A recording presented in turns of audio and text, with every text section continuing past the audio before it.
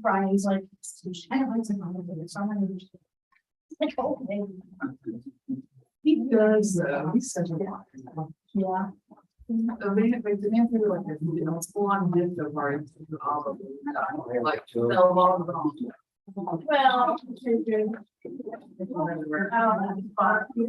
hey, it's. No, he would. I guess you have to go and do more of it. Okay. I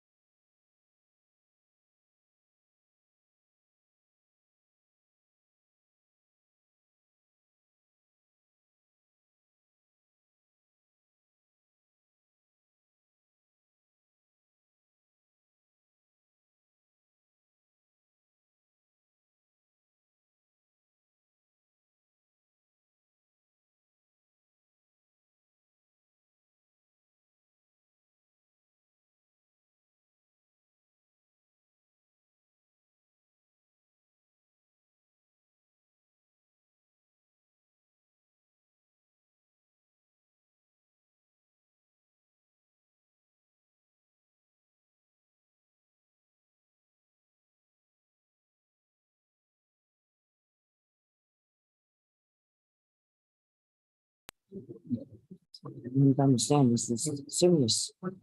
My son's working. I don't have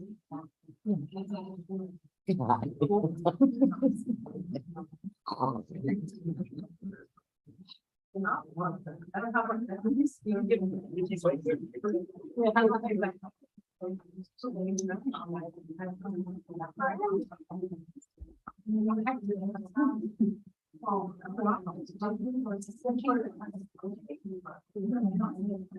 don't know if everyone's working with campaigns or what. It used to be if I was getting the campaign tasks, it go to like my promotions or something. I mean, there's like kind of a tab for promotional emails or commercial emails or whatever. Now they're all going straight to like just like literally no one. So all of a sudden, as many texts as I get, there's just as many, if not more. And it just, and it's, you know, one after the other. After the other. Like, young, I know you're there. I know. I know. It's like, lighten up.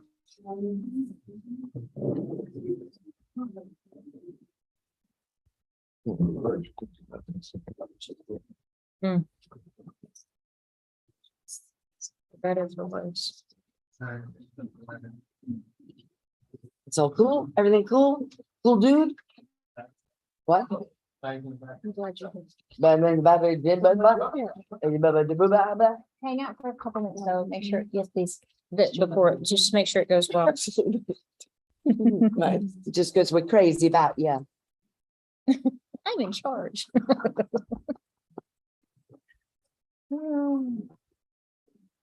Oh, yes. It's fun. Much easier without glasses. I guess I we're, look so much maybe better. there's, I'm telling you, pop those contacts out. I am so- Anything interesting about this?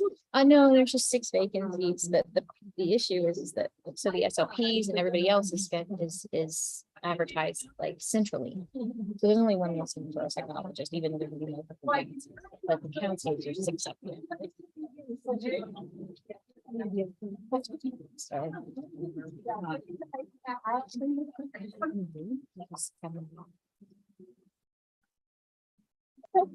We're just gonna wait. Yep. Oh. And not.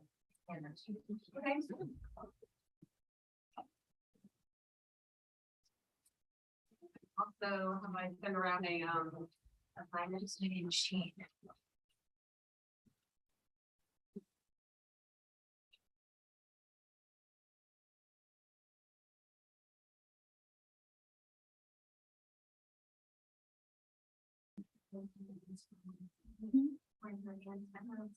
They got put in the sunshine, but maybe box.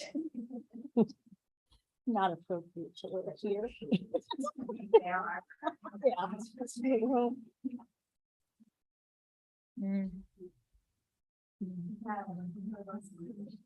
Sunshine, suns. I think one of the times, maybe. It's like someone when we walk back in the door, and then you can go.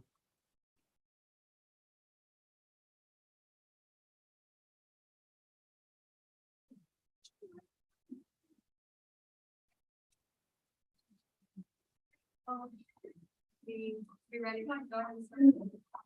You can actually see that. Yes. That's not Color Street.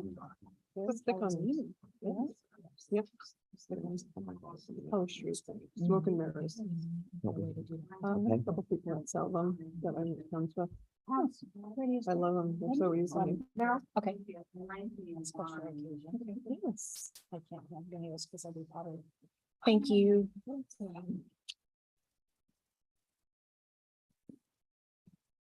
Let me know if you need help. We're all set. I think we're all going. Thanks. All right, well, good afternoon. Glad we were able to get together. I know it's been a couple weeks, trying to get scheduled all arranged, but I'm glad our committee can meet again this afternoon. Just to talk about our specialized clinical services. I know that we have met 2 times before, so during the meeting, and we've had some discussions in between, regarding, various proposals going back and forth and conversations that we have had. So I know the last time, that we were able to meet, you know, Lori and I met with Nancy Lindsay, and provided some language back to you. They had an opportunity, I believe, to meet with your group and wanted to get back here together again. I know that this is one piece of our topics of when we meet yet again with our bargaining team on Wednesday, as we discuss salaries and other types of couple other language items, and looking forward to coming to an agreement or a recommendation from this committee that can be sent then to our group on Wednesday. So I'm gonna kind of give it back to you, Lindsay. Actually, I thought that because we, Nancy and I obviously have had that meeting, but that y'all didn't have the opportunity to share your proposal. And your, and your reading and your motivation for it with the group. So I thought that would probably be a good way to start if you wanted to, kind of like we did. We read through and talked a little bit about where some of our proposals came from. So I thought that would be a good idea if y'all wanted to do that.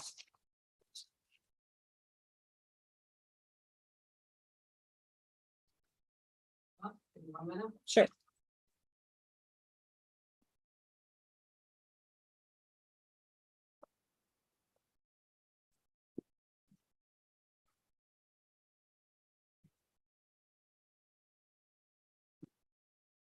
So. Again, I'm going to go back to I know that you had provided us with a hard copy proposal. The one that we shared back with you on that date that I thought maybe had gone to your group, but I'll go ahead and read our response or our language, recommendation to you. I know in our agreement last year that we had stated it was the intent of the parties to examine a variety of topics and so forth, that we had agreed to come together to discuss the daily schedules, including lunch breaks, planning, covering classes, and so forth, to be brought together for this negotiation cycle. So after conversations that we have had over the last 2 times meeting, our language that we, of course, all of that was in agreement to be what we are meeting. So we would be adding the parties expressly acknowledge that unless otherwise noted. The specialized clinical services staff have all the rights and responsibilities under this collective bargaining agreement, including but not limited to planning time, lunch breaks, professional development, and duty schedule. In the event the specialized clinical services staff member feels that they are not provided the rights provided under the contract, they should first bring the issue to the attention of the site-based administrator, and if the issue is not resolved, the attention of the department head. The rationale for the reasoning or the rationale for the language is that many of the topics that we have talked about the last 2 times, we feel we have pointed out in various articles that they are noted in our contract and the rights are there. We recognize, I think, at a couple of meetings that if there are issues, the process would be to first touch base with your supervisor. And I know everyone has, either you might be a full-time at one site. Some of you, some of the staff members I know have multiple sites, so if you where the issues might be arising. And then, but I also know that we have heard from many of the supervisors that their intent and their, the work they do is also to help resolve issues that might not be followed or not being followed in the contract. So I also wanted to point out that we have actually worked through an item on there. I think it was the last one where we talked about the recommendation or the request was to have their professional title consistently noted throughout the district. I think that revolved around our speech language pathologist. I could be wrong, but I thought that was the conversation we had. So we had, and actually that has already been worked through and gone to the board and I think has been updated. I don't know if that, as I'm reading that, because we do know that words matter, I don't know if there was more intention of that or not, but I wanted to point that out. I also wanted to,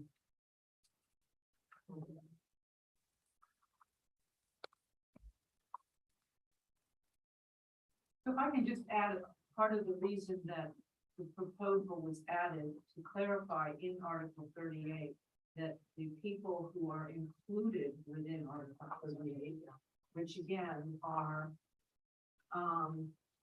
school psychologists, psychology department, educational diagnosticians, social workers, speech language pathologists, teachers of speech correction, occupational therapists, physical therapists, and audiologists. So the people within that group, we were told, I think at the first meeting, that some of the rights like planning and lunch, etc., they're already in the contract. And what somebody pointed out is at the school site, people overlook that. Administrators overlook that. They already have the rights for lunch period, limitations on duty or what have you, whatever's in the contract, and they overlook that. and you wanted a place where you could say, look, I have this right. So that's why we put that language in Article 48 as a reminder that all of the rights apply to the group of people that are addressed in Article 48. Well, that's not exactly what we said, but we did say that there were tweaks to each one of them that specifically related to the groups being discussed, that they weren't exactly the same. Part of the problem was that they seemed to be not getting the same benefits as the classroom teachers were getting. That was part of the problem. The other part of the problem is that they have a different schedule. They have a different way of work than classroom teachers did. And that's why each of the asks in our original proposal was tweaked a bit from the rest of the language in the contract to more perfectly suit the people that we were dealing with. We also said last year at the very beginning of open book bargaining, when we first discussed the Article 38, that was not ready at that time. And we had a bunch of other articles to keep ourselves very busy with during open book. And we decided at the end that we were going to move this one to this year because it had taken so long to do all of the other articles and salary and everything else. So, but at that time, it was said that counselors, school counselors, would either get their own article or, better still, should probably be in with clinical services because they have very similar schedules and similar issues. Why have a whole other article? And that was first discussed in July of not this past year, the year before. And then, of course, not discussed again because Article 38 had been put aside while we worked on the others. And yet when your proposal came back, the school counselors had been removed. The school counselors were never included. The language that we agreed to last July said that the parties agreed to discuss daily schedules, including lunch breaks, uninterrupted planning, covering classes for absent teachers, evaluations, and other issues which may be raised by these staff members. The recommendations for these discussions may be reopened and reduced to a memorandum of understanding to be considered and approved in connection with an agreement on the salary for 22-23. It was never discussed that we were opening the scope. It was never agreed and discussed. It was discussed that the article would be, and we did discuss counselors at that original meeting. We didn't agree to that, Nancy. I'm just saying that was why it was in our language, because we had said that we were going to put them in there or possibly give them their own article, which we thought was we thought would be redundant. Your proposal that you sent over in March 10th, adding in school counselors was never something we agreed to be discussing now. We never agreed to open the scope of what that applied to the staff members that Article 38 applied to. So I wasn't in, Not in the agreement. I wasn't there in July, but I was there for, September through now. And so I try not to speak on things that I wasn't there for as much as I can. I got Nancy for that, has a pretty crystal clear memory of those kind of things. That being said, when we met with this team in spring of last year to discuss what the proposal was going to look like in preparation for walking through those articles, because we were going through them in order, we met with the counselors, again, stemming from this conversation that happened earlier on in the year at the latest. When we spoke about it in March, we had a meeting where we read through and we talked about this exact proposal, and it included the counselors. We landed on pushing forward discussion about Article 38 to this year. That was part of one of the ways in which we were able to say we can't address Article 38 fully now. We'll push it forward to next year. But again, counselors were always in that document that we shared with you at that time. We also had a meeting with, I know Paula, you weren't there, but Lori, you were on it, and a number of our supervisors, our counselors participated in that. I believe the counseling supervisor was there as well. We had multiple conversations, even beginning this process where we came to the table. Again, a counselor has always been a part of that process, and the counseling supervisor was present for at least the first 2 meetings, maybe even longer than that. Forgive me, I'd have to go back and look at the sign-in sheets. And so I get the idea. If giving full, the widest berth possible for a miscommunication, that miscommunication, if it was truly a miscommunication, should have risen 9 months ago. At this point, the counselors have been included up until this point, and not just our members of our team, but in the written communications that we put back and forth, and by your invitation of the counseling supervisor to participate in this discussion. It is the only word. It is the only word in your. Everything else has remained the same except for removing the counselors. And I will add that it was done without any kind of announcement or notification. So I think it's important for the district to address, as we're doing, intent, but also recognize how intensely disrespectful and dismissive that is of the counselors that have been included in this process for literally as long as at the very least, as long as I've been here. Acting now as though they were never part of the process is disingenuous. Well, and I'm gonna take offense to and disrespect on a word or 2 words being added that were never identified as being added. So again, a miscommunication or on your part, but again, I will say that it was.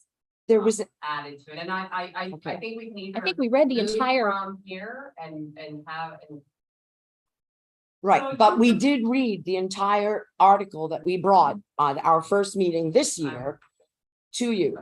We read every single part of the article, and including the words counselors, and the counselor supervisor was here. So clearly you had already seen it in what we had sent you, but we still read it because we had that conversation way back in July that we would be adding the counselors because we thought it redundant for them to have their own article. That was a discussion that we had. So we did. We had not agreed on any part of the article at that point. We just said, when this article is done, we think the councils should go in there because it just is sloppy to have them in a separate article because they have many of the same issues as these clinical service providers. And the work that they do fits within this framework. Counselors were never included when we met, the 4 of us, to put this provision in to say that Article 38 could stay open so we could have discussions. We did not agree to add school counselors. The fact that you invite people to a meeting, the virtual meeting that took place in March, you can invite whoever you want. We never agreed to add school counselors.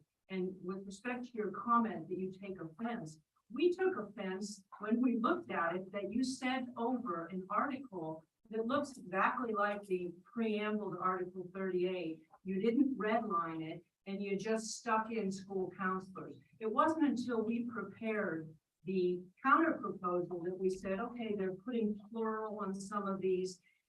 They stuck in school counselors. We never agreed to Lori, that. that is absolutely beyond logic. How could you possibly maintain that you didn't know that counselors were included in this when we spoke about that fact multiple times? And y'all set up the meeting, the Article 38 meeting that we had in the spring, in the late spring, as we were bringing bargaining to a close. Y'all set that up. Paula wasn't right. So why would you invite the counseling supervisor? Why would you invite the? I'll say this. She invited the entire. Well, let me team. just, Yes. I apologize for any confusion, but the fact that Ms. Sanchez was here was me forwarding meeting invites and just to the entire leadership team. So just know, Yeah. take responsibility. No, for that. That was my Appropriately so, but again, had that been an issue, even then, like you said, when you read it back over it, 9 months after we began this at the very least, since I began the conversation, regardless of what happened in July, to now claim that you didn't know that they were part of the process. I just don't see how you think that our counselors in particular, not just me, not just Nancy, the team, but our counselors are going to find that plausible. I did want you to hear how that went, like you said, sharing it with our people. We did share it. And do you want to address what you thought of that as a counselor? Well, I guess I'm having a hard time understanding. I'm having a hard time understanding why school counselors cannot be included in this. You're saying we're expanding the scope and stuff like that. This is part of what we do. So when you just came back and just took it out and didn't redline it and just took us out, talk about feeling devalued. I'm not sure why I'm even here. I've been here for over a year working on bargaining or trying to help out, trying to understand the process because it was new to me. And yeah, I've never felt so devalued as when that happened. I just want to know what my role is. Apparently I don't have a role. The fact remains, though, that when Article 38 was first created, it just didn't include the. It didn't include social workers either. But when we added the social workers, you said, who else needs to be in this? And then in July, when we started open book, we told you that we wanted to add the counselors, and we would do so when we rewrote the article. I thought that our discussion had merit. When we arrived at the language that we arrived at, we never agreed to add counselors. We agreed to. That's not what was being discussed at the time. What The we language were, that exists is what was agreed to at the time. So Okay. then you come back. No, and it you wasn't. say, I don't know, that's "That's not, Lori, that's rewriting history. All we were agreeing to was that this article was going to be rewritten. It's not what it says. It says that Article 38, we would continue to discuss what those clinical service staff were required to do. We never said we're going to expand the scope of it. And then again, you invited a bunch of people, she forwarded it, we had meetings, and then you gave us a proposal that wasn't redlined where you stuck school counselors in, and then you accused us of surreptitiously just deleting counselors. You added them, and we never agreed to that. So we can set that aside, because right now what we need to talk about is what proposals apply to those people who are addressed under our. We actually need to talk about it just a little bit more, even acknowledging, which I, to be honest, I don't. I've got to go back and look through the emails. I do remember the conversations we had in person. I have dated copies of what we've discussed. And I think that I've made it relatively clear, even in our own conversations between us, that to save, we talked about version control and this kind of thing. That honestly shouldn't even be a requirement. Save for typos, there should never be a situation in which any of us thinks that something could be, to use your word, surreptitiously included. That's not the way that I operate. And I'd like to think that's not the way that y'all operate. I know that that's not the way that you operate. I'd like to think that we have that baseline. However, if we even gave credence to the idea that y'all didn't know last year that we were talking about the counselors, we started meeting on this summer. The counseling supervisors were invited to, not just, even if we want to say that was accidentally done, to the at least two sessions that we met here in this building to talk about Article 38. I didn't invite Ms. Ramos. I didn't invite her. She was invited to this. I'm presuming that y'all invited her, and we've had a counselor. Sorry, I'm sorry, Sandra.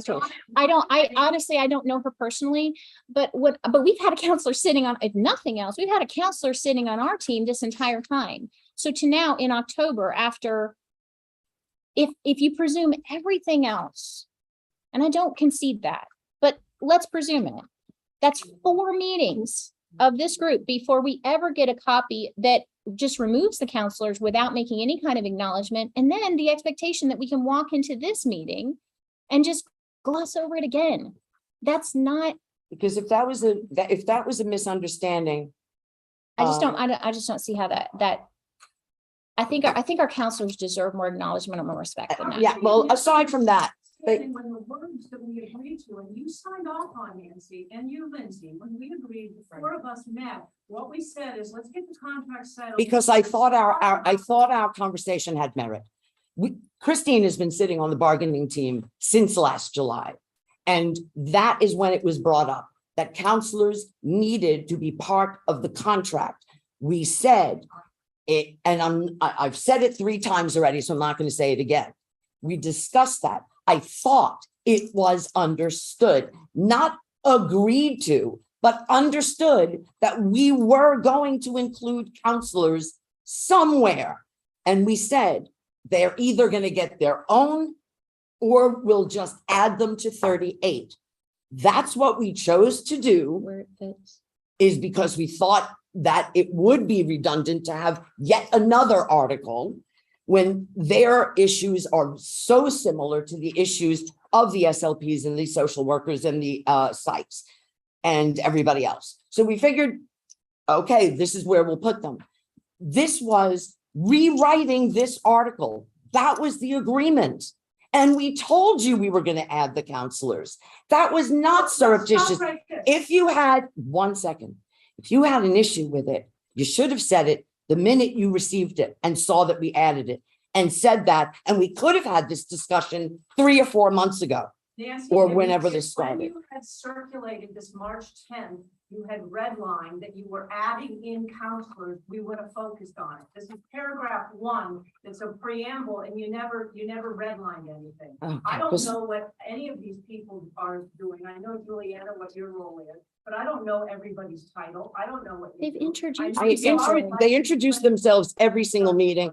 And certainly mental health. in the beginning, I had specifically said that we had added not only having a psych and a social worker, which we had before, but that we were also adding an SLP and a counselor to the bargaining meeting at that time, because I thought we might get to Article 38. These poor people had to sit through a lot of language that does involve everybody, but a lot of language because we're waiting for this article.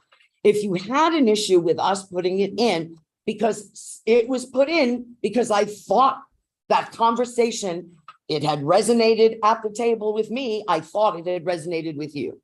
And all you had to say is, why is this added in here? And you're not going to tell me that you don't remember us having a whole conversation about whether it should be a separate article or if they should be put in with these. Just because this one got bumped back a year and it's been a while, maybe you did forget the conversation. I could understand that, but don't accuse us of doing something under the table or surreptitiously because we talked about it ad nauseum. Just because you make a proposal doesn't mean, or you talk about what you like, does not mean it becomes part of the contract. I didn't say it would. The rest of our proposal didn't make it in according to this either. What made it in for our discussion on Article 38 is the scope of what those classifications have rights, or if we're going to. All right, so let's move on to paragraph 2, why that's offensive. Because paragraph Paragraph 2. on what you gave us. Okay. Because basically that's saying, grieve it.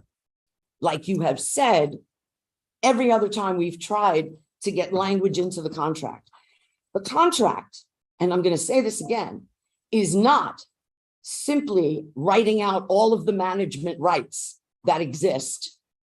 And then if you don't like it, or if it doesn't happen your way, grieve it. Because that was your response when I said, why can't we clarify things so that both sides, the administrator and the instructional person, understands their responsibility, understands what they need to do and what they don't need to do, and what their rights are. This saying that if they don't get what they're supposed to get according to the contract, just go see your what is the first step? First, bring the issue to the attention of the site-based administrator, and if the issue is not resolved, to the attention of the department head. And then what if they all say no? Grieve it. But we're trying to write a contract that doesn't have the necessity for a million grievances. Because that is not a partnership. We don't understand how saying it again changes anything.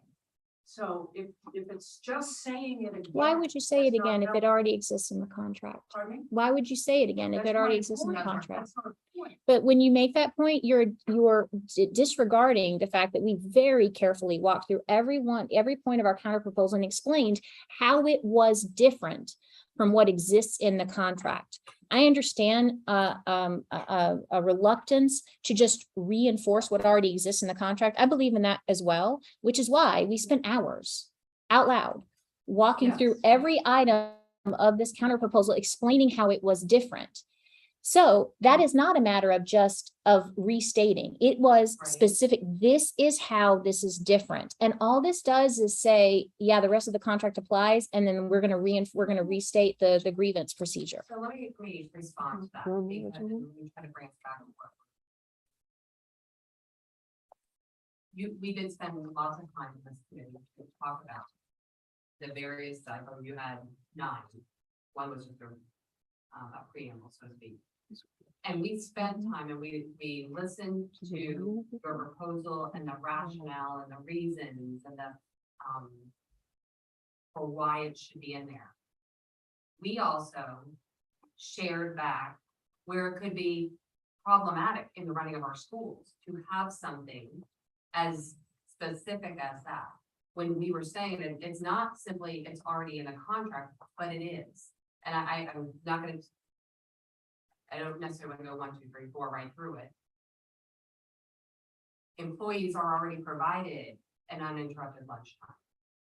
The issue I heard loud and clear from you is, from some of your members was, sometimes I don't get that because I'm being told here and there. If that is a problem, the thing to do is to speak. If I have a problem with that with mine, I'm gonna go talk to my supervisor, right? That's what's in there. So I want to acknowledge that I hear what the rationale was.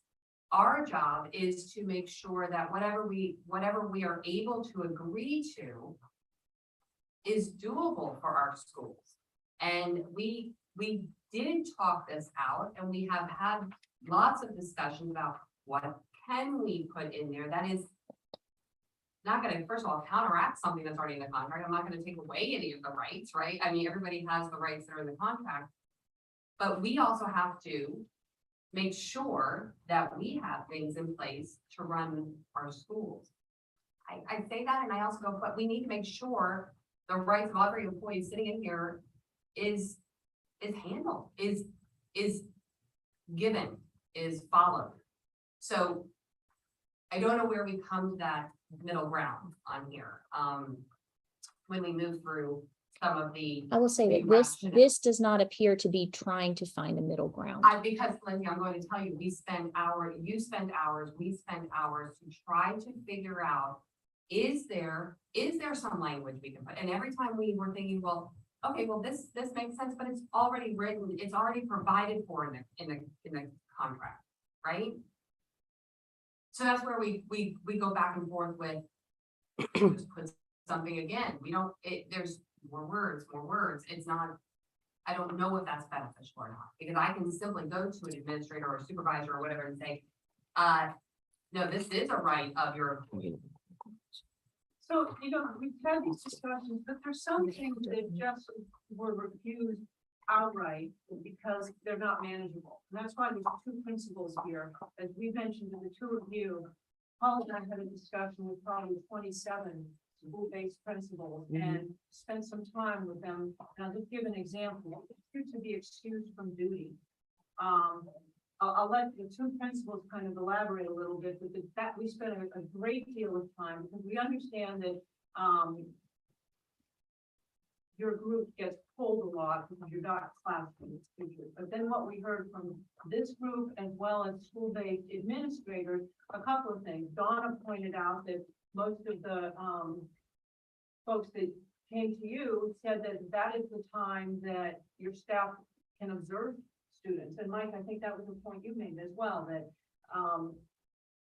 during lunch and during the day. So that wasn't something that would work out to have clinical services staff excused from all duty. I think that was your point, right? Right, the duty as in the contract, I'm not saying excessive duty, but the Right. duty that other instructional staff I'm gonna give it do, a I duty think last there year. is a way. Mhm. Official trash can. I think there is a way and people do report and find it helpful. Example, I think I gave, you're working with students on peer relations. A great way to see how those skills are being exhibited is to be in the lunchroom during lunch and see how the students you've been working with are doing. I think it's important for us, and I guess this is what the principals will talk about for student service staff, at least speaking for student service staff, to be a part of that school team, that school culture. I don't support us being pulled on a consistent basis more often than anybody else. There's always an emergency. But I also would say that I've done administration in student services, either social work or student services overall for almost 30 years. And I have sat down with staff and their school-based administrator and facilitated conversation when, whether it was the contract not being adhered to appropriately or just how the particular staff person was feeling at the time. I cannot recall, and I'll say maybe there was one that I don't remember, ever having to go to a point of a grievance. So the idea that by involving school administrators and district level staff, that there will be, quote, a million grievances. I have to say, after almost 30 years, we have always been able to reconcile and to make sure that the staff were treated fairly, appropriately, felt supported, yet the work got done. And I kind of pride myself on both sides, the administrators and the instructional staff in student services, that we have historically always consistently worked together for the best for our students and for our staff, to the point where I have presented data to leadership about not just student service staff, but staff overall in the district, and making sure that their issues with trauma and the stress that they have is recognized and addressed. I'll tell you, I spent time this weekend researching what are some of the top companies in this country that do a good job supporting staff employee mental health. Johnson & Johnson, American Airlines, and a whole bunch I never heard of, but we're continuing to look at that. So I think that that needs to be part of the discussion too. And while I have attention, I think too, we all need to breathe. I know this has been an incredibly stressful year for every single person in this room, regardless of your job title and what you come and do every day. We have all experienced collective trauma, all of us, we have. And I just want to suggest that none of us turn against each other, because we really are here to work together, ultimately for the kids. And the way we do that is through the staff that are boots on the ground. And so are we perfect at it? Absolutely not. Is it our sincere heart? And do we have a history that shows we've done that? We do. And so I really don't want to see a few things that may or may not have happened. A person's perceived experience is real. I don't care what the facts were. That's their perceived experience. But I don't want to see is a whole group of people feel like they're not respected or cared about or important based on conversations that rise to a level because we are having a collective trauma response. I'm sorry, I know I said too much, but it's sincere. And I think we all just need to breathe, take a minute, picture the kids we work with. Who is it we work with? Who is the person we work with, no matter their age? And think about how can we work together to support them, staff, kids, administrators, instructional support, all of it. And I'm sorry. Because I really care. I understand. And Donna, you've got to respond.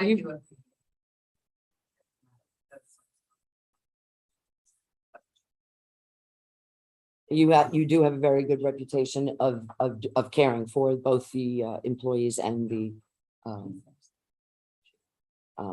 and the students, obviously. And yes, you can't care for the students if you're not going through the employees. Because if you're not caring for your employees, you're not caring for your students. And you are one who understands that. That's not always the case. It just simply is. I mean, maybe it is that in your experience, and I'm sure that you're telling the truth on that. It is not always the case. So as a matter of fact, when we did meet privately, and you did say that you met with a group of principals, and you said that the principals didn't think it was necessary to have, for example, them schedule their own lunches, because they already do that. And then we were told by someone else, your supervisor, that the principals didn't want it because that would be havoc. We don't want them scheduling their own lunches. So when we get two different stories from people, we just don't know what's real anymore. Because, you know, when you're saying the principal said, oh, sure, they already schedule their own lunches, so that's not an issue. But that's not what the principal said, apparently, according to someone else. That concerns me, because if the principals are okay and say that's not a problem, that's what they already do, then my answer to that is then there's no problem codifying it and having it in there. Because if it's something they already do, having it in writing will mean that when that principal retires and the next principal comes in, they also understand that that is how it was done. And because we know that this is fluid, and this profession is becoming more fluid by the day. We don't have long-term employees the way we used to. So you need language, because even if the group of principals that exist right now are cool with it, and that was true, it doesn't mean the next group that comes in will also be. And that's what a contract's for, so that everybody understands what the expectation is, both the teacher, the instructional person, or the administrator. Everyone needs to understand what their expectations are. And that's what a contract does. It eliminates conflict. A good contract eliminates conflict. And this process is, I agree with you that we should be working together to solve these problems. That's what this process is. I understand that. I mean, this is the work we do all the time. It can get ugly. It can. It's gonna sometimes, unfortunately. That doesn't mean that this is not the correct process, that this is not the correct forum to resolve issues that for 7 years, are we on year 7 of this, 6, 7, that multiple employees, and we're speaking, these representatives are speaking for their groups. They have said, this is an issue.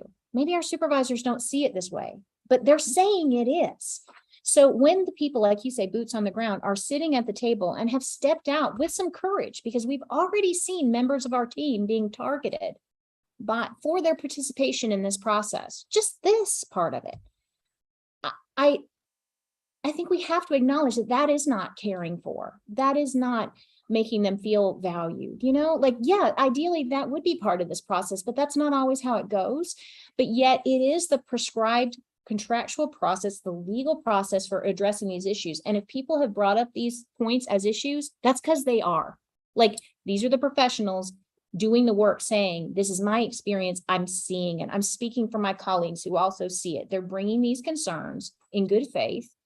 And those concerns should be met, addressed in good faith, not dismissed out of hand as, we can take care of that in another way, or you don't really need Article 38. We're literally having still getting reports today of principals going to our members and saying, yeah, so you don't have to do this. This is just, it just seems like it's making a big deal out of nothing. This is what's holding up contract bargaining. We were told that this was, that it was the union that was pushing this, and that's a bad idea.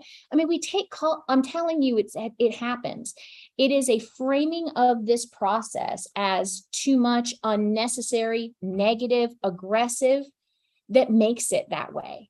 Instead, we should be looking at this as a group of professionals, representatives from each of those groups coming together and saying, this is finally having a meaningful conversation about the issues that have grown over the years and are now, we think, hitting a critical mass. They must be addressed, and they must be addressed faithfully and not just dismissed out of hand. And it's going to really take some. I do want to. Dismiss, dismiss is not, please understand that we have been and I know you look at this article and you think it's just a rewrite or whatever. That doesn't portray the hours and hours we have looked at these to see and understand, because I've definitely heard in this meeting and I understand the concerns and the requests and the needs. And I hope you understand, we have also been sitting and trying to figure out how can we come to the middle on this. And I'm just not, sometimes it's an easy middle, right? You know, sometimes there's a little bit of a give and take, and I don't know if that give and take is, I don't know if there is a middle ground, because it's either this or this. And so I just wanted to clarify that this has not just been a simple, we're not, it's hard when there is not anything that can be that middle ground, and I'm probably not making sense on it. No, I think you're making sense. I disagree. I understand what you're saying. Agree, and Yeah. I understand that, and I think that's where we. I think you, like you said, sometimes there's an easy middle and sometimes the middle Yeah. is harder, but there's still a middle. And And that's, I want to tell you, we have been trying to get to it, and I know you might think, we're not doing anything. Well, yeah, I just want you to know that we are, and I don't want to be portrayed that we have not. So I just want And to. to that point, I think I interrupted you and then have to finish the whole shit, because that is one of the things you've done. Is I mean, I do have them here because again, I did ask a couple of them to just be here because again, we have attempted to share their perspective, but just like it wouldn't just be two of you here, you have a perspective with you here as well today. So Right. they are here and get any concerns. Can I just say one very quick thing? Since I was, referred to as, the other day by your superior as hostile and aggressive, I just want to say, I'm a New Yorker. I just sound that way all the time. All the time. I am not hostile and aggressive. I do get upset when I'm lied to. I do, or I feel like I've been lied to. I do get upset, but I have a very passionate way of speaking. Apparently I've been told that I'm very aggressive even when I speak to the school board. But if you read what I wrote, it's not aggressive at all. It's the way my voice sounds. It's how I sound. So I don't particularly care for being accused of something that I know I'm not. So I just want to make that clear that sometimes I sound angry and I am not angry at all. Today, I was a little angry. But I just wanted to get that out of the way. So what did you want? Well, no, I don't know. I mean, Even our classroom teacher, perspective. I'm sorry, I didn't mean to interrupt you. The classroom teacher, last week I was brought because they've been pulled, they're not even getting their lunches. So they usually don't have that issue. Their lunches are usually sacrosanct. And because they're being pulled for a million different things with the testing or whatever. So, this idea that I understand, we're also in a teacher shortage. We're also, we've got a staff shortage. It is a serious issue all the way around. And for that reason, many people think that, I can't run my school if they have rights, because, it's kind of, I don't mean it like that, but it's just, I have to get these things done and I don't have the bodies to do it the way I normally, or I used to have the bodies to do it. And I get that's a problem. It's a problem that we're both dealing with, but that's why there needs to be language so that these things can be worked out. So listen, you're right. And it probably is this wow, this is the year that we're, that we are, we're here having a conversation. I think everyone around this room. be included. Don't think that anybody, any department or whatever is in shorthanded, because, you know, I'm asking people to jump. You are too. Everybody, you guys are over there. I know you've had some issues too as well, and, so I recognize that, our schools recognize that, and I think, you know, again, I think I'm probably similar to other administrators where I'm probably gonna do more because I'm not gonna put it on somebody else, right? And so forth, but there are times where there's a situation at a school, I don't think any single person in this room would ever, if there was an emergency and a need would just absolutely look and say, no, I'm not going because this is my 30-minute lunch. I'm not saying that, right? We're not, I think everybody in here would jump and do it, and probably I would say, okay, go take 10 more minutes, you know, because I just took your time, you know, or whatever. And I think that's the normal way of work with our staffs as well. I think what happens is the request to have everybody has a 30-minute lunch. So I mean, if we're gonna go to that one, I don't mean to like really go to one. I was trying not to really necessarily go to one, but let's just talk about one, right? It's number 3 on yours, right? You know, we'll include a 30-minute lunch period scheduled by the staff member. So here in our contract, everyone has a 30-minute lunch, right? That's right. Everybody has, right? Right. Classroom teachers do not have that ability. I'm telling you, you're coming 11:04 to 11:34, teacher, here you go. That's not a choice. I have a feeling most non-classroom teachers have the ability, and notice I said most, right? I didn't say all, so you're gonna have to go back there. Have the ability to identify what lunch period, when they want to take their 30 minutes, right? But I also understand those traumas and those emergencies might happen during their 30-minute. I'm probably sure you're going, oh, if I could just have my 12 to 12:30 every day.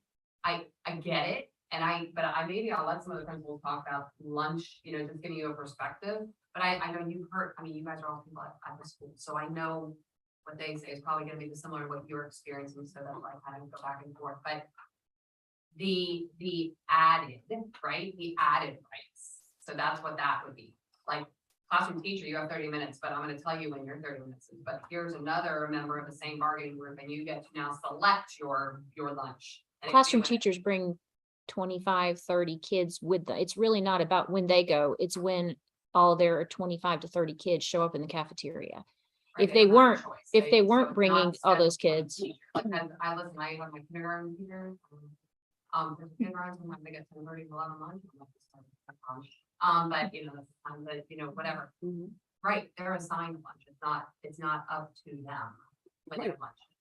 But Right? the reason we were saying that they needed to schedule is not so that they could just pick what time of day they want And I knew lunch. it was more. It was, no, it meant flexibility, because if Juliana has a bunch of schedules that are gonna go right through to 2, she may say, all right, today I'll do my lunch from 2 to 2:30, and that will be my lunch, because this is when I can get to these kids who I need to see, or any of them.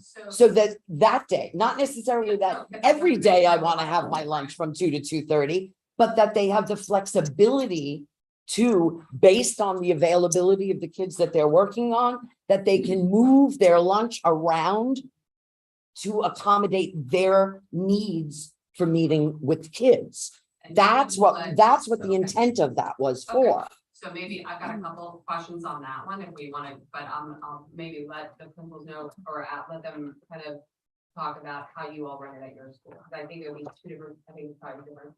Yeah, well, I'm Cecilia Palmer. I'm principal at St. Herbert Elementary. Nice to see you all.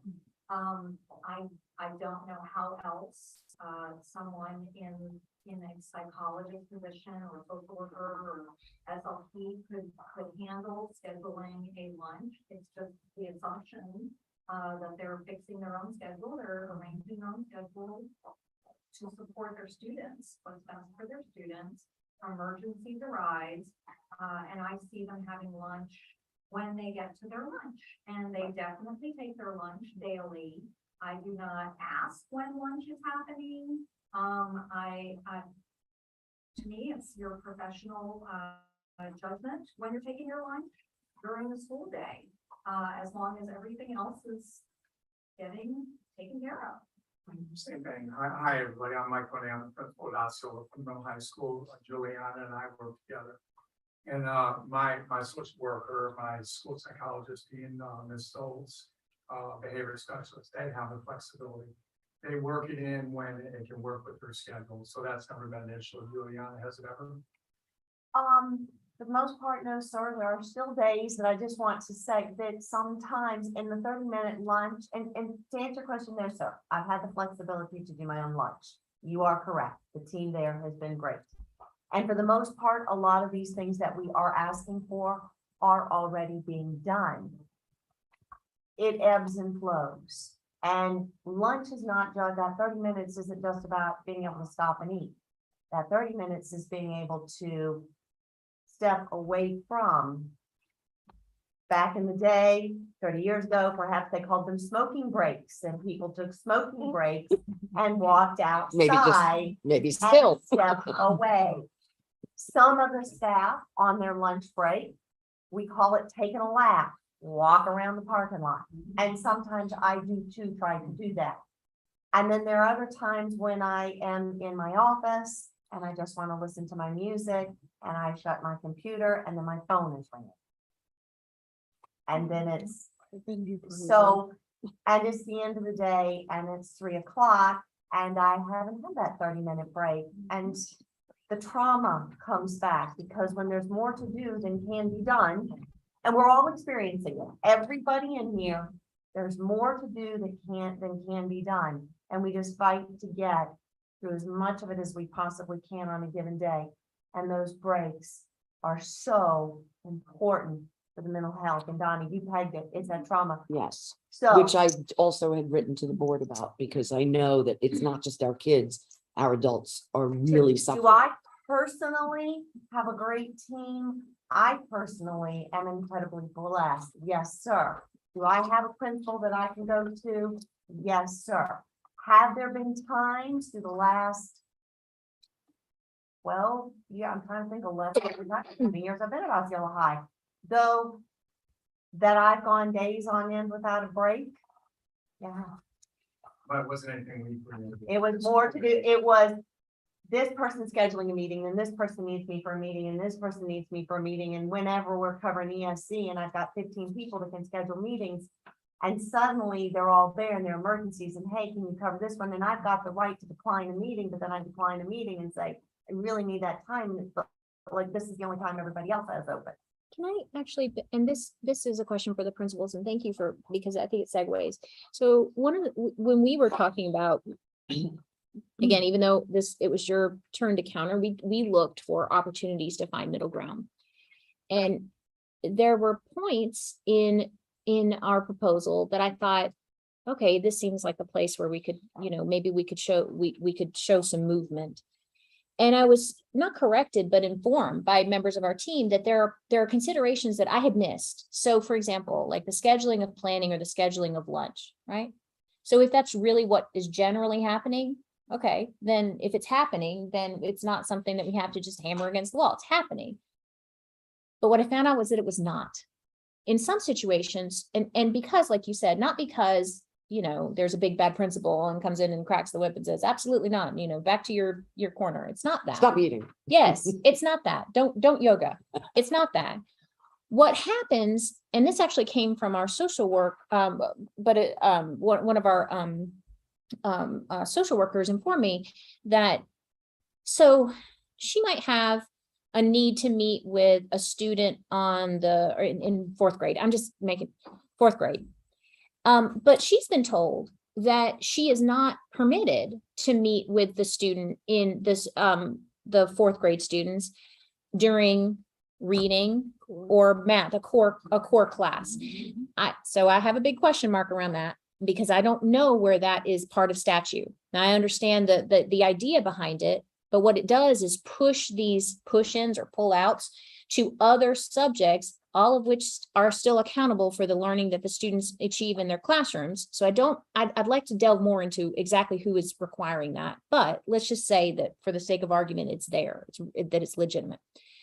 You've got a social worker who's saying, but wait a second, I was going to take lunch because I wasn't able to at all, but that's the only time I can see this 4th grader. And I can't go during reading or math, but then science is doing this, so I can't do it. So the day's gone. There are these other constraints that only that professional fully understands, because only that professional is going to see all of the moving parts around serving the students that they're assigned.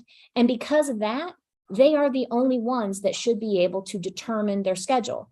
Now, we've said from the very beginning, from when we read through this word by word, we said that none of the members of the team have ever suggested that the intention was to just go rogue and hang out out of gone fishing sign, and we're not consulting with anybody and you can't tell me nothing. It wasn't that. It was, I need the professional autonomy to schedule this time in a way that best meets the needs of my students, but that ultimately it comes down to my discretion because I'm the one who knows in a way that no one else in that building could possibly. I would never expect a principal to be able to keep track of that many moving parts down to that individual's schedule. Because again, I didn't see it. I thought, well, okay, so take it when you can, you take it when you can't. Yeah, but I can't because I have this many fourth graders and I can only serve them during this time because I can't do it here and I can't do it there. And all of those constraints come down to that kind of pressure that they have no choice. I think it's our position that they are the only ones who can know when to appropriately schedule themselves. Right. And not necessarily at the same time every day. They have the flexibility to move Right. it around in the day based on those issues. I agree. I mean, I agree. And, but I think, and, Yeah. and I think it's what is being done as compared to what is written, but Lindsay, you were just saying, but the wording that you provided actually does let them do, and I know, but they could do whatever. It's simply, will include a 30-minute lunch period scheduled by the staff member.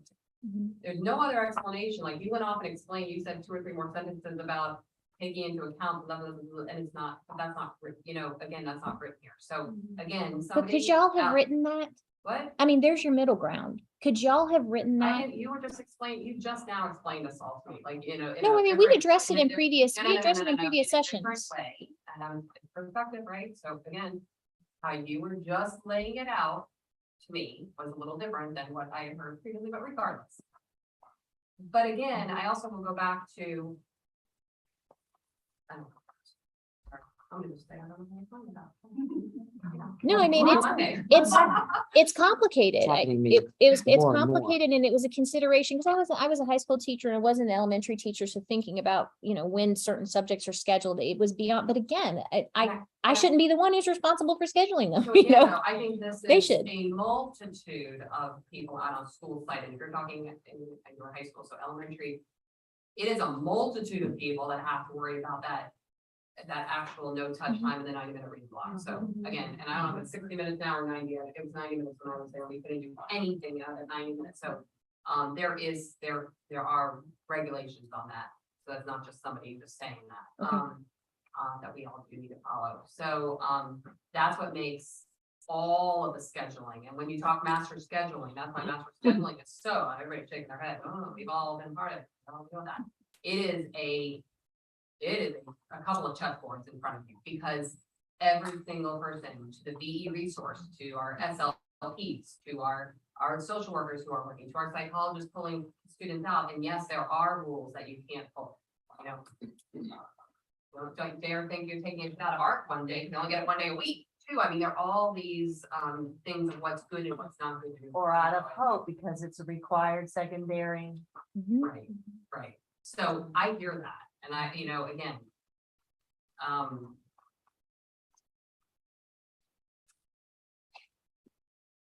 I agree. I mean, I think specialized services, they do have the autonomy to set their scheduling, and just for all the reasons you just mentioned, go through.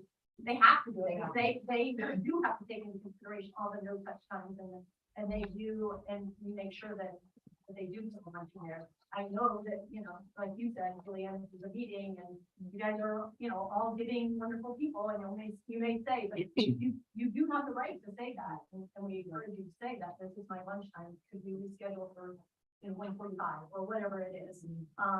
But it is in there and they do have the autonomy to do that, which I strongly encourage. If you have anybody, I know, if you have anybody from specialized services that's saying, I'm not getting it, I certainly would like that. I appreciate that. No, and that's the thing is, I mean, it's because it is something that certainly these two principals understand, and I know the principal I worked with for 100 years, or it just feels that way, did absolutely function that way as well. But that does not mean that they all do. So, and unfortunately, that's the whole purpose of having something codified that makes sense like this, that most people are cool with and do it simply because, and like I said, if you decide, "Oh, I don't want to be a principal, or I'm moving, I'm moving, so now I'm going to be a principal in Hillsborough or Pasco or another state." Somebody comes into Safety Harbor and is completely different and lays down the law. That's why things are codified, so that the understanding of something that's just common sense, really, it really is just common sense for these individuals, is written there, so there is no issue. The other day, it was a high school that PSAT or the SAT, it ran late, really late, demolished everybody's lunch. Some people got 5 minutes, most people did not get any. And when the rep in the building said, "What can we do to rectify this for everyone who missed either most or all of their lunch," and got no response. And he actually he has a good relationship normally with the principal and was texting, no answer. Asked one of the secretaries, is that, yes, they were there. Can you ask this question? Nothing, until I wrote and said, "Is there something you can do for them to give them, a little wiggle room because they didn't get a chance to have a break?" And then I got the response, and the response immediately, and she didn't respond to me, but to the rep. And the rep said, "Thank you so much for doing that." It shouldn't be that I have to even interfere in their lives. I shouldn't have to. Had it been written, it might have been something easier to rectify right there and then. And I'm not even saying, because honestly, I cannot even remember what school it was, because I'm lucky I can remember how to finish my sentence.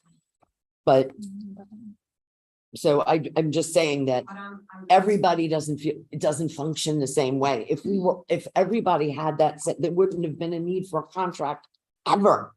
If everybody really honestly worked together, and maybe one day that will be, but it ain't yet. So let me just throw this sentence back out, but let's just play it, right? Mhm. I'm so practical, give me an example. Staff members' daily schedule will include a 30-minute lunch period scheduled by the staff member. So that situation, you're saying that this language would have settled that state or that situation. Yeah, would have given them the And flexibility. they are supposed to have 30 minutes now. So you didn't get your 30 minutes. So I need to go take my 30 minutes now for lunch. They have it now. Why would the language not already in the contract? Why would this? That's what I'm Because saying. again, they have it flexible. I doubt, maybe you have, I don't know if you have Juliana's lunch schedule or every day, or she's just on her own anyway. She's on her own. My Which schedule, is the typical. She has her, as Brian does, as my counsel does. So again, when I was done and I recognized PSAT, sorry, too many. Handled last week, right? Went real long. Here's that emergency right through my lunch, done, whatever, unless it was until it took after hours. I don't know, I don't know the situation, but if it's 30 minutes anyway, it's flexible. I don't understand how this would have been handled that situation any differently. Because just like you said, classroom teachers, this is what is specific to our clinicians. That classroom teachers, Already in the contract. yes, but scheduled by the staff member But is they what can take makes it them different. whenever. Sorry? It already is. They take it whenever. they're all. But it's assigned. She When it's does, flexible. but we wouldn't have put that there if there weren't clinicians that said, we need this because this doesn't happen. It doesn't mean that everybody disregards it. It doesn't mean that every time it's disregarded, but it does mean that some people disregard it and sometimes it is. And that's what this does, is give that flexibility to the staff member in a way that we understand can't be afforded to classroom teachers, because it's not just the one person who's hitting the cafeteria, it's 30. So I get that. We understand that, but you also don't have classroom teachers that are to the same extent pulled for coverage because they're perceived as not having work to do because they don't have kids in front of them, like, right, exactly. You can't. So some of it is, exactly, some of it is just I'll be logical. right back. Exactly. So some of those Honor things are system. logical impossibilities. And what this does is codifies, it either establishes an expectation for where it's not happening, or it codifies where it is. A best practice, if you will. It codifies that. And if it's really happening to the extent that we're saying it is, why wouldn't you codify it? So that where it's not, that's taken care of too.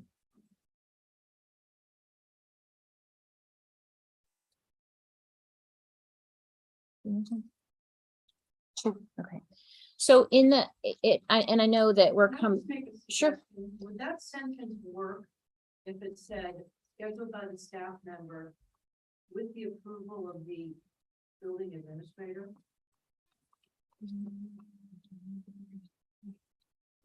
No, because it gives the administrator the option to say no, but we're trying to No, it doesn't give them the option to say no. It just gives them the option to know. notification of as long as the administrator is aware. Notification, not, is that what you said? Well, I'm deferring to the principals because again, although you kind of disagreed, or I not even disagreed, you questioned what we talked about before. In fact, I think you said I lied to you, which I'm still offended by that. But aside from that, I did not lie. Well, one of you did. You did not lie to you. We met and spoke. We were I think you clarified that you felt that way right after that. we were telling you what our 25 to 27, I think there was 27 invited, 25 maybe participated principals. The general consensus of that group team was one, that they already do it. And that's what we said to you. And you just took issue that I misinterpreted what the group said. But when we met with That's not what I said, but we don't have time for this. yeah, no, we don't. So Anyway, what they did say was that we don't think it's necessary, but they did want to know, have an idea. So I'm gonna defer to you, when you were participants, so that accurately describes the conversation, both at lunch and with respect to duty. Those were questions that the principal had. And I think the consensus, I could be misinterpreting, but the general consensus of all of your group was that, we just need to know. Correct.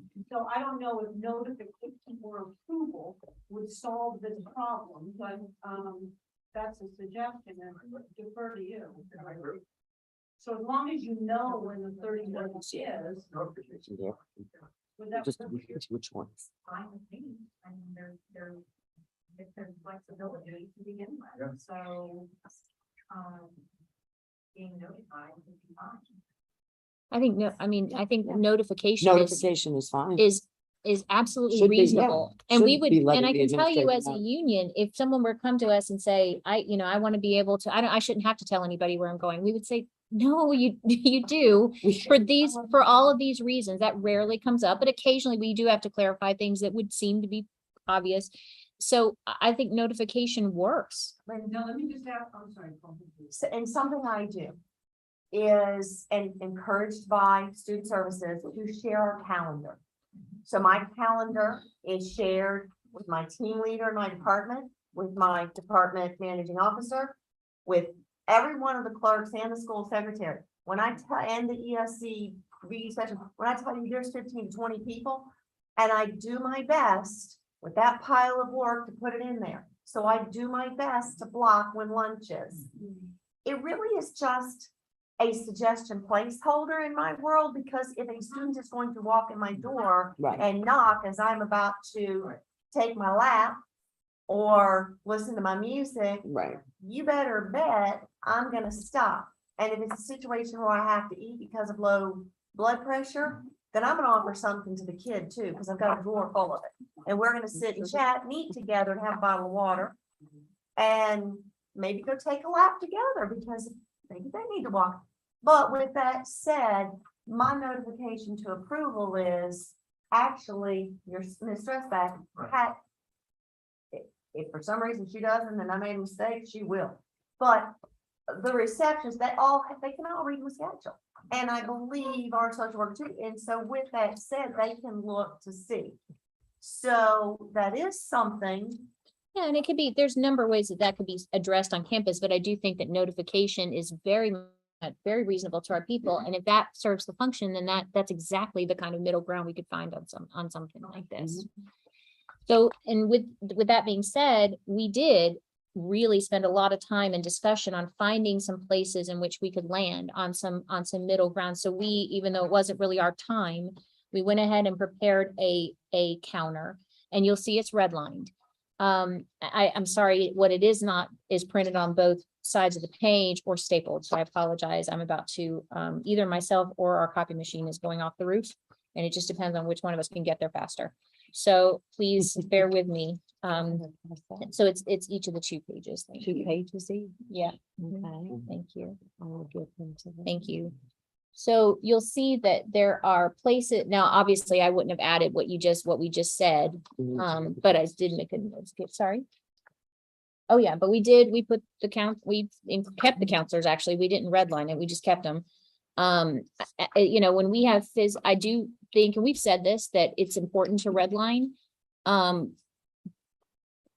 We generally haven't redlined our own proposals, but I get why when we're getting down to these details, I think it could help to avoid some of these issues. And even when we get to the point where we're exchanging electronic copies, that could help as well. But at least this will help in the meantime. Please see that we Yeah, I got one too. I will say that we have, sorry, can I just grab one and I'll start to work? Thank you. Sorry. So that might help. Couple of places we could just, if we want to walk through, and again, we're just going to point out where the red line is, because again, I think it's important for that transparency. Change the date. Obviously, we kept the counselors in number 1. You'll see it. It's not red line because we didn't make a change to what we had. Number 2, we did understand that that scheduling a confidential workspace can be challenging with the established limits of our physical buildings. And so we changed that expectation from on the same day to at the same time, so that it's not a shared space, but with the understanding that multiple practitioners could share a space, though at a different time during the day. We kept 3 and 4 for the reason. Does not allow for number 2. Yep. This is not referencing having a private or a confidential workspace that can be utilized in the time needed to have a confidential conversation. Right, like at the same time that their space must be confidential and private during that time. So even if it's one of our practitioners that's having the conversation and someone else is in that room not having a conversation, that would be it. That would be going against this. That there is a confidence.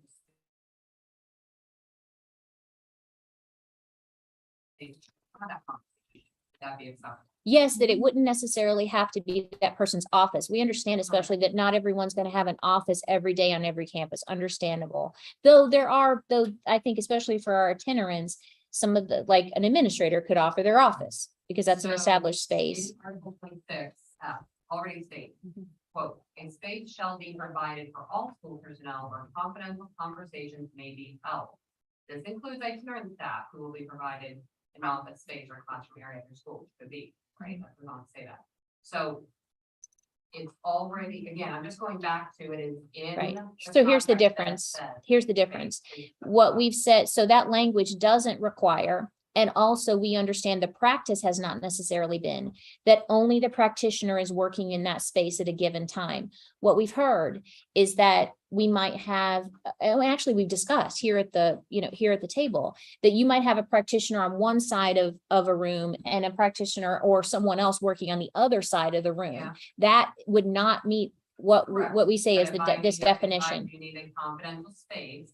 right? That There could be another location. in the Yes. School where a confidential space can happen. That's yes, what that's saying. yes, but I the think that's letter what of the you're saying. right, well, I disagree that the contract language absolutely says that, and also we've established here at the table that the practice is different Well, then, sometimes. If the practice is not being done, if the practice is not being followed of a statement. I think says that the a practice- space shall be provided for all school personnel. Where confidential conversations may be held. Yes, but what I'm saying is the confidential, how we have apparently defined confidential Yeah. has not met what our expectation of the definition of confidential is, which is that space doesn't necessarily have to be that person's office, but that space does have to be reserved for that person, this practitioner at that time, and not a shared space, even though the space might have been construed as, well, you could have a confidential conversation if you like really tuck yourself back in that corner. That's not- I wouldn't. Our practitioners have said that I happens. understand that, which is what I am trying to say, that then that needs to be addressed, just because, you know. Yeah, but I also again, think that- this is more specific. This defines that issue more clearly than the existing language does. And I'll go I- ahead and, okay. So we kept 3 and 4, we can make we've agreed to add the language about notification. I won't obviously do that here. I just want to walk you through, if I may, through the red line, and then we could, because I know that we're running up on time. We've also added, because we've had some clarification around Medicaid, we understand that we still have not gotten total clarification on the 48-hour turnaround thing, exactly who's responsible for that. But we do understand that from our practitioners that they are certainly held accountable for it, even though it doesn't necessarily land firmly on their shoulders. So we've changed it to include related documentation and not just necessarily Medicaid billing, because what we were told is, no, they have to, it's not Medicaid, they have to enter that information into, I think it swims. But that 48 out, from my understanding, is that 48 hours is still an expectation. So what we did was just take the Medicaid piece out, related billing, and that could include the system that they're already using. Number 6, we did that, and please disregard the numbering, because I know that the numbering could end up being different. I was just trying to show the red line, and unfortunately it's a little clunky for that purpose. For number 6, we backed off a little bit on total exemption from the regular duty schedule of their work sites, exempting those itinerant clinicians or split clinicians who are either travel around during the day or at multiple sites during the week. They will not be a part of the regular duty schedule, but that other specialized clinical and student services staff's duty by contract, their existing duty, which is limited to 30 minutes, will be scheduled by the staff member. And the reason why is because we've had our clinicians saying that there are specific reasons why having a duty in the morning, again, works to allow them to reach more students later on into the afternoon or vice versa, and that they're being denied the ability to do that for seemingly, exactly, they've been denied any kind of choice or professional autonomy in that respect. We removed the ask that they not be regularly requested to volunteer or mandated to cover an educational class for an absent teacher. Again, the requested to volunteer thing, I know that's difficult to monitor, and they do, as stated elsewhere in the contract, have the right to deny it. So we're just going to encourage people to exercise their existing contractual rights. If you go down to what would now look like number 8, that they will have or be assigned caseloads guided by recommendations from their respective local, state, and national associations, understanding now that not everyone has a national association, that we understand that most have state and even locals, and that those caseloads should be accountable to the extent that they can be guided by those recommendations. We understand that the state of public education in Florida, particularly funding, makes it very difficult to abide by what would be considered best practices across the country. But we do think that it's important to state them and be accountable to them to the extent that we can, and just not deny that even exists, that you can have a caseload of 4,000 students and have that be somehow functional. So we think that is a way to acknowledge it, but not necessarily be bounded by something that may be impossible to achieve. Adjusted the language a little bit from therapeutic just to intervention. Will not provide virtual intervention in addition to their site-based assignments, because not everything that the clinicians do could be considered therapy. Sorry, This would be 8A as it stands now. Okay, And that they would be providing therapeutic intervention to assigned location students only, understanding that if you were assigned to Pinellas Virtual School, for example, or somehow hospital homebound, I know that that's not been a practice, but that would be something specific to their assignment and not be split between a site-based assignment and something home-based or virtual. 8, we understood that in general, this happened, that this is already in place. And so we took that out, that they would have the option of opting out of the tier. I think this is only tier 4. So we took that piece out. We did keep the language moved towards, I know you can understand why that's problematic, that they will be evaluated under an alternative performance evaluation, not just non-classroom, but that they have a specific evaluation instrument specific to their practice, and that they will be supervised by an administrator with the appropriate credentials. And I think a lot of that exists some of that exists currently. It would not require any our site-based personnel not to be evaluated. They could still be evaluated by their site-based administrators, but that there is a supervisory relationship that is specific to their practice. And then we did, just like you mentioned, take out number 10, because that really was primarily coming from the concern about the SLP's title, which we know has now been addressed. So, and because none of our other clinicians saw that as an existing issue for them, we went ahead and took that out. So again, in an effort to find some middle ground, and I think we've established quite a bit of it, and some today in this discussion around numbers 3 and 4, that's what we're bringing to the table.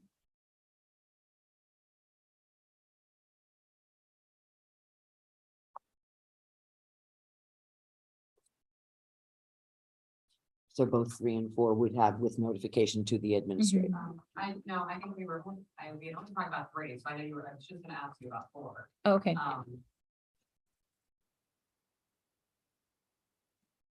So I wanted to ask about.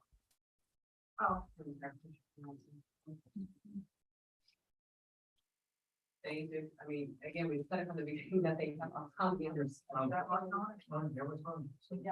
Right, so And you noted, go ahead. I was just gonna, I would request to say school-based administrator and supervisor, just because they do just have to notify me. I just need a copy of their. Everything else done. I don't, With- but and supervisor, yeah, so I just need to have a copy of it. Let me take that and work on the language prior to us. I'm sorry, and just making sure I understand. Lisa, I'm sorry, just so I understand, you're talking about their regular schedule, but I think what we want to make sure that we're acknowledging is that the scope of this could allow for Right. and I daily think what flexibility. Suggested in front of you, Okay. change on your Outlook calendar, I will see it. I see. Yeah, as long as you have the calendar shared with your supervisor and the school-based administrator, right? Mike? Absolutely. Yeah, that's a great practice. So, and I think most of our teams do that. Okay, They thank you. document all that. Okay, so number 3 was approved, but then, so do you also Well, need, no, I want to get some language written and. I see, okay, before we Okay. approve it. So, okay. Okay. I mean, I think, but I would like to get it in writing. Okay.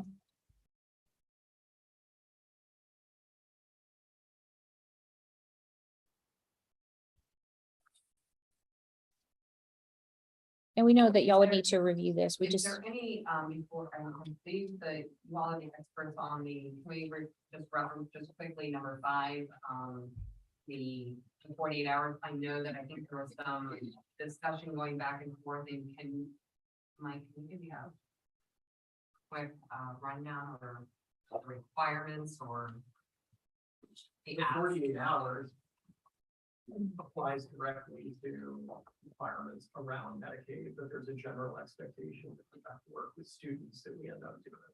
It's documented in SWIFT for student service, so that's different for Lisa's group. So Yeah, but it's 2 business days. So, if you say that's due on a Friday, you don't have to put it in August to Saturday and Sunday. But it is 2 business days. And again, our team sets their own schedule, they have the economy to set that schedule. So if they need additional planning time, we just allow them to put that on their schedule. They group the students the way that serves them best. So if they determine that, if I put a group of 3 here and I can get an extra planning time or evaluation time in there. I think that's what they do, so, I haven't had that brought to me, and I'm afraid to that even comes to you. And I want to reiterate, I really want to thank the administration that are here and feel that we have quite a lot of our administration that do understand this process. And these are not always things that some of us sitting at the table have directly experienced, but we do represent groups and staff that have left our districts. Because my question always is, how many staff have we hired in the last 5 years that are still with us that didn't just do, but that's education as a whole. That's, I know. And didn't just do a piece out and done. And so a lot of this is, it's not, some of these situations may be fewer than greater. When they exist, they do exist, just we have a contract. And a lot of this is to say, I know quite a few of our very strong, very understanding administrators who are in drop or nearing drop, and a whole new set that are upcoming that have not experienced education from the past. And so to have these things in writing as we move forward, it does provide that feeling of support to those of us still here. And when discussing and recruiting those into our field and encouraging those, what sets us apart, sets Pinellas apart, we have these supports. We have this, not just, well, it's understood. We have this in black and white. And that's why we ask for this article. So let me ask one more follow-up question. I'm understanding 4 is the uninterrupted planning period. Equivalent to those of the classroom instructional employees. And then number 5 is, because I will tell you that our clinical student services team, I'm sorry, specialized clinical services staff, all have documentation as part of the clinician part of it. So is number 5 asking for an additional full planning period? So 50 minutes for number 4 and 50 minutes for number 5? Is that, I Yes. just want to be clear? Yeah. Wow. Okay.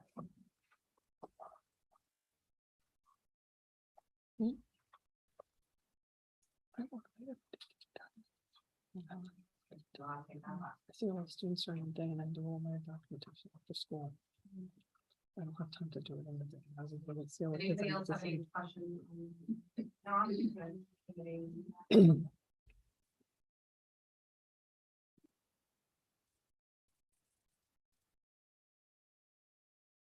Lindsay, do you have this, that you can send to us electronically? Yeah, sure.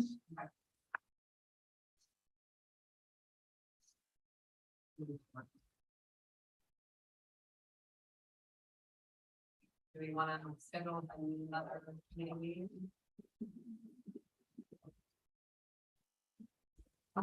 Yes. Yeah, I should go in case- 'cause I'm on the food.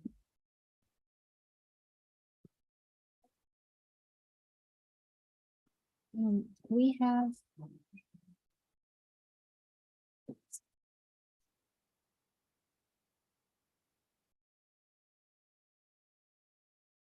This week. We only have Friday. Fridays. Friday was the only day we had this week. Next week, it looks like the 26th is the only day, and Friday. 26th and the 28th. That was like in early July.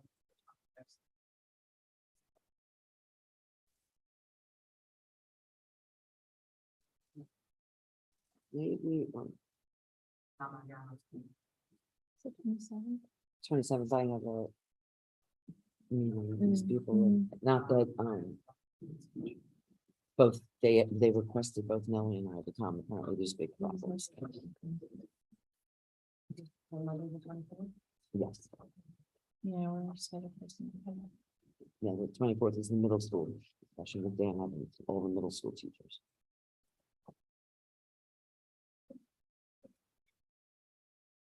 We might be able, I doubt I'll be back from the Woodlawn thing, like to start it at 4:30. Yeah, I think Mm-mm, because, I'm sure you won't. no, I don't think I would make it back. So right now, it looks like this Friday and next Friday are the only ones we have by the end of the month. Unless obviously during the day. but- Unless you want to do it at Boo Bash on Halloween. Yeah. We could just meet there. Because that's where we'll be at the ballpark, giving out candy. And to be honest, I hadn't looked into the next following the November 1st. Yes, let's look at that week, because I haven't put anything in November yet. Could that be true? Well, hold on, give it a second.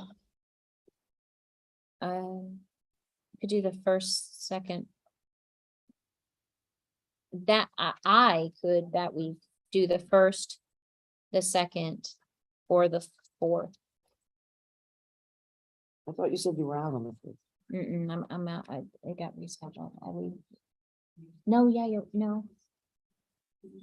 No, yeah, it was rescheduled to that Sunday, so I forgot. Schedule's out? Yeah. No, I'm not, Oh, you're not here. I have a meeting. At the first or the second. Yeah, we have this Friday. Or after that, I I think, have to check on this Friday, so let me just pause Okay. on that, let me check on Friday, and I will get back to you. Okay. tomorrow.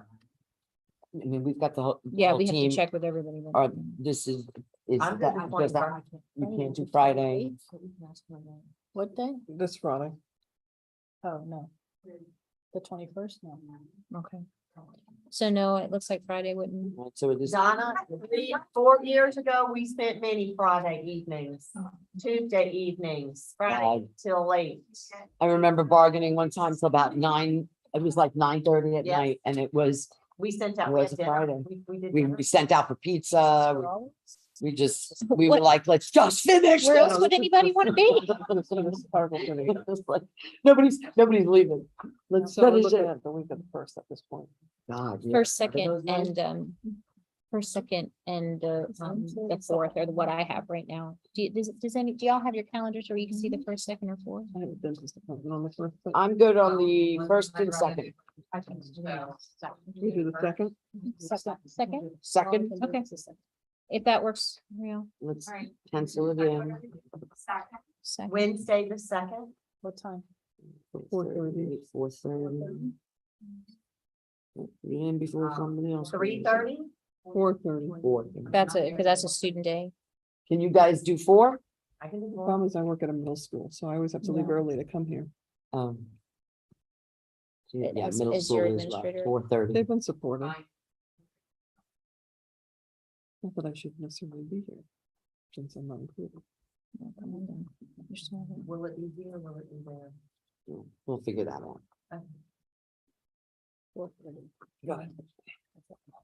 It looks like this Wednesday is moved over to PCTA.